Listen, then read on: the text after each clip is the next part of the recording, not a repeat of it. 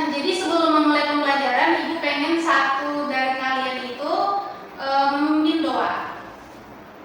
Ada yang mau? Saya Bu. Baiklah, saya akan memimpin doa untuk memulai pembelajaran kita pada pagi hari ini. Mari kita berdoa menurut agama dan kepercayaan kita masing-masing. Berdoa dimulai. Berdoa selesai. Ibu mau absen dulu. Apakah ada yang hadir hari ini? Hadir semua, Bu. Oh, hadir semua ya. Oke, ada yang tahu materi kita hari ini? Struktur dan fungsi organ pernafasan. Nah, benar sekali ya. Jadi materi kita hari ini yaitu struktur dan fungsi organ pernapasan.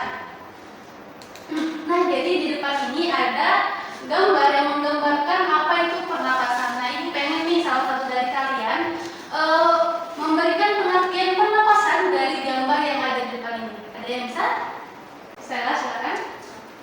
Jadi pernapasan itu merupakan proses masuknya oksigen dan keluarnya karbon dioksida. Betul sekali. Tepuk tangan semuanya. Bagus ya, Stella ya. Nah, benar ya. Jadi pernapasan itu proses pengambilan oksigen dan mengeluarkan karbon dioksida.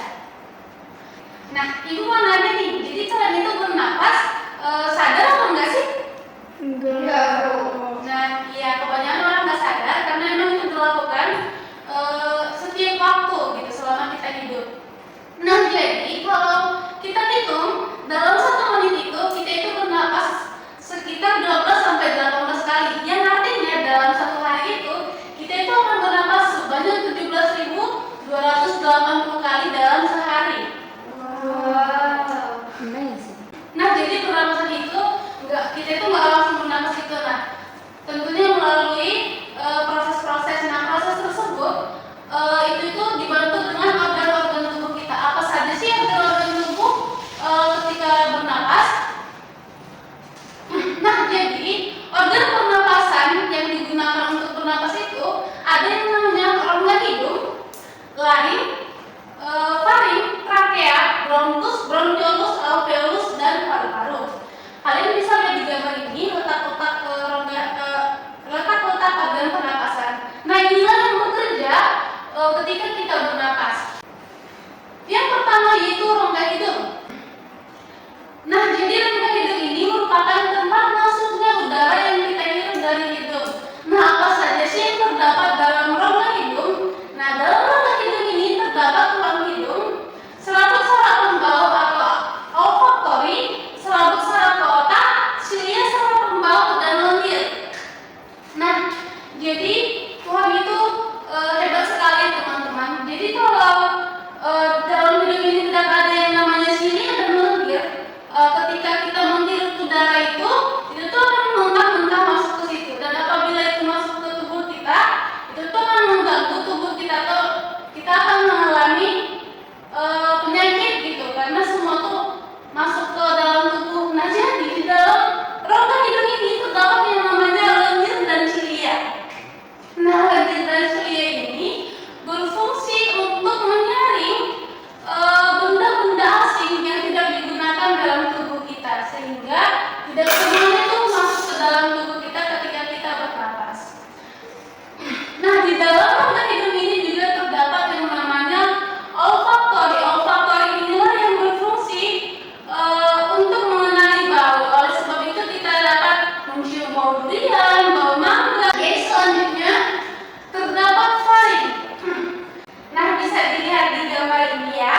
Nah, jadi faring ini merupakan pembatas antara saluran pencernaan dengan saluran pernapasan. Jadi faring ini pembatas antara kerongkongan dengan tenggorokan. Di dalam faring ini terdapat organ selanjutnya yaitu laring. Nah, organ selanjutnya yaitu laring. Nah, di dalam laring ini terdapat yang namanya epiglotis dan pita suara. Kan saluran pernapasan sama pencernaan itu deketan. Terus kalau misalnya kita makan atau masuk makanan atau masuk sesuatu di dalam mulut kita, itu apa enggak bakal salah masuk ke saluran pernapasan? Oke, baiklah. Nah, itu dia tadi. Jadi di dalam laring ini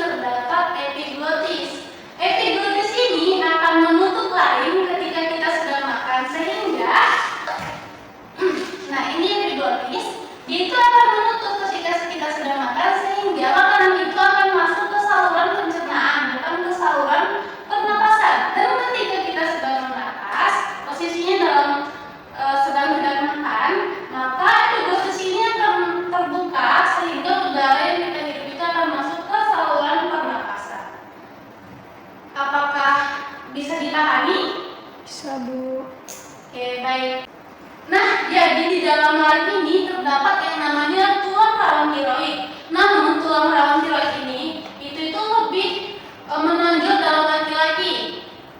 Oleh karena itulah laki-laki itu memiliki yang namanya jakun. Selanjutnya yaitu trakea atau batang tenggorokan. Nah, trakea ini itu berbentuk seperti pipa dan panjangnya itu sekitar kurang lebih 10 cm. Nah, jadi dinding trakea ini terdiri atas 3 lapisan. Yang pertama yaitu lapisan luar, lapisan tengah, dan lapisan dalam. Nah, lapisan luar ini terdiri atas jaringan ikat. Lapisan tengah ini terdiri atas otot polos dan cincin tulang rawan. Nah, jadi cincin tulang rawan ini yang berada di trakea ini berjumlah sekitar 8 sampai 16 cincin. Bentuk cincinnya itu seperti huruf C. Selanjutnya yaitu ada lapisan dalam. Di dalam lapisan dalam ini terdapat yang namanya jaringan epitel cilindris selapis bersilia. Nah, jadi jaringan epitel cilindris selapis bersilia ini akan menghasilkan yang namanya lendir. Lendir inilah yang berfungsi untuk menangkap benda-benda yang masuk yang tidak digunakan ke dalam tubuh. Selanjutnya yaitu bronkus. Jadi bronkus ini merupakan cabang dari batang tenggorokan tadi. Nah, struktur dinding bronkus ini hampir mirip ya dengan trakea tadi, batang tenggorokan tadi, namun si bronkus ini dindingnya itu lebih tipis. Bronkus ini membentuk cabang ke paru-paru kiri dan ke paru-paru kanan. Saluran dari cabang-cabang ini tuh akan semakin halus dan semakin kecil. Nah, jadi di dalam alveolus inilah terjadi yang namanya pertukaran oksigen dan karbon dioksida tadi. Nah, ibu mau nanya nih, kenapa sih pertukaran itu terjadi di alveolus? Kenapa nggak di organ-organ lain seperti tadi ada trakea, bronkiolus, dan bronkus? Ada yang tahu nggak? Nggak tahu, Bu. Jadi ibu akan jelasin. Nah, jadi ada 3 alasan kenapa pertukaran gas itu terjadi di alveolus. Yang pertama, dari sekian organ pernapasan yang dindingnya itu lebih tipis itu terdapat pada alveolus, sehingga itu tuh mempermudah untuk keluar masuknya zat-zat. Selanjutnya, alveolus ini membentuk kantong kecil yang mirip rambut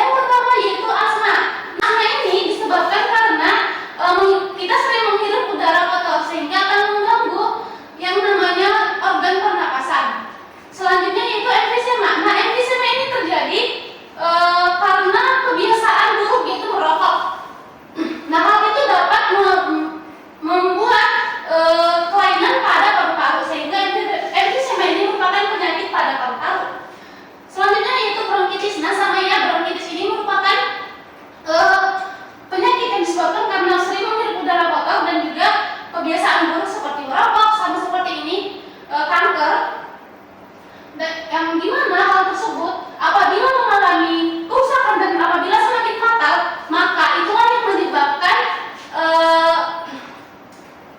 penyakit atau bahkan sampai ke kematian. Oleh sebab itu kita perlu menjaga yang namanya kesehatan. Oke, sekian dari penjelasan ini. Nah, ibu itu pengen nampilin video nih karena mungkin masih itu ya, masih belum terbayang karena itu ada di dalam tubuh kan. Nah, jadi di sini ibu mau nampilin video. Lungs are made up of areas called lobes. Your right lung has 3 lobes, and your left lung has 2. Nah, jadi proses pernapasan tadi itu bisa dilihat di video ini yang melibatkan organ-organ pernapasan yang telah dijelaskan tadi. Trachea divides into airways called bronchi. These branch into smaller and smaller areas, and at the end of these areas are tiny air sacs called alveoli. Nah, ini dia ya alveolus yang membentuk kantong-kantong kecil tadi. Nah, bisa dilihat di video ini bagaimana sih kerjanya gitu. Within the alveolar walls is a dense network of tiny blood vessels. Each twist and barrier mitral valve opens to send blood from the left atrium to your left ventricle. When your left ventricle is full, it squeezes, opening your aortic valve. Your heart sends blood to your aorta, where it flows to the rest of your body. At each body part, a network of tiny blood vessels called capillaries connects the very small artery branches to very small veins. The capillaries have very thin walls. Through them, nutrients and oxygen are delivered to the cells, and waste products are brought into the capillaries. Capillaries then lead into veins, which carry the deoxygenated blood back to the right side of the heart. From there, it is pumped back to your Nah, itu dia tadi ya. Jadi udah terbayangkan gimana proses pernapasan dalam tubuh kita. Nah, jadi oksigen yang tadi kita hirup itu akan digunakan oleh seluruh tubuh kita. Nah, itu dia struktur dan fungsi pernapasan. Ada yang mau ditanyakan nggak? Enggak, Bu.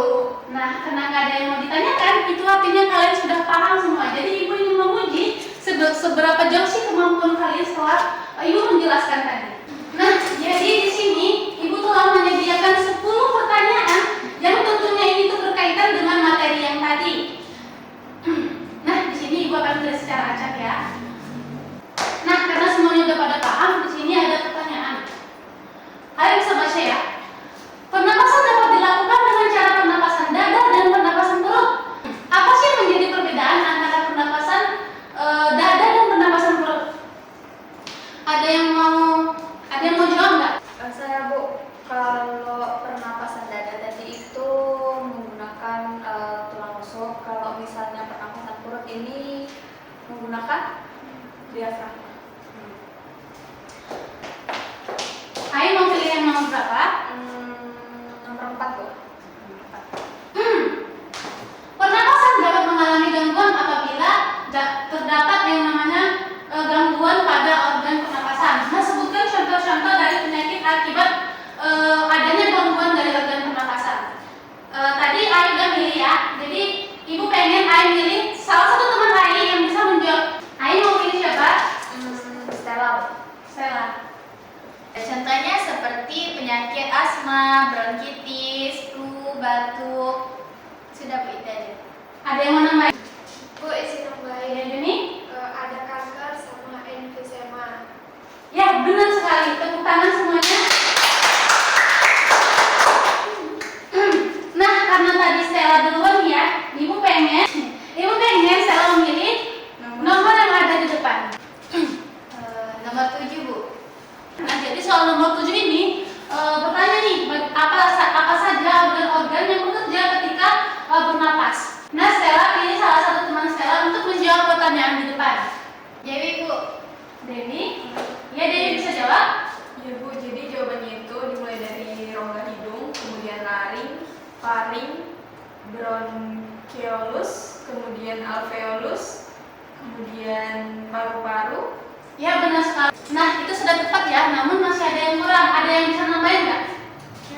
Ya, dimulai dari awal ya, sampai berurutan dari rongga hidung ke akhir. Yang pertama itu rongga hidung, kemudian faring, laring, bronkus, bronchiolus, kemudian masuk ke paru-paru. Di dalam paru-paru itu ada alveolus. Tepuk tangan untuk Jessi dan Alisa. Nah, jadi pernapasan itu merupakan proses masuknya oksigen dan mengeluarkan karbon dioksida. Dan pernapasan itu dilakukan dengan adanya kerjasama antara organ-organ pernapasan tadi. Ada rongga hidung,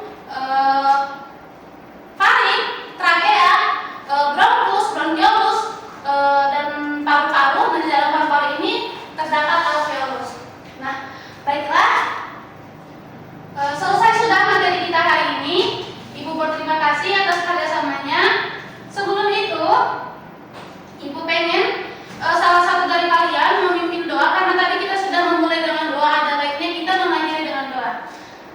Teman-teman semua, sebelum kita pulang, ada baiknya kita berdoa menurut agama dan kepercayaan masing-masing. Kita berdoa. Sudah. Oke. Makasih Ai, ya Bu. Baiklah, Ibu akhiri pelajaran hari ini. Selamat pagi. Pagi, Bu.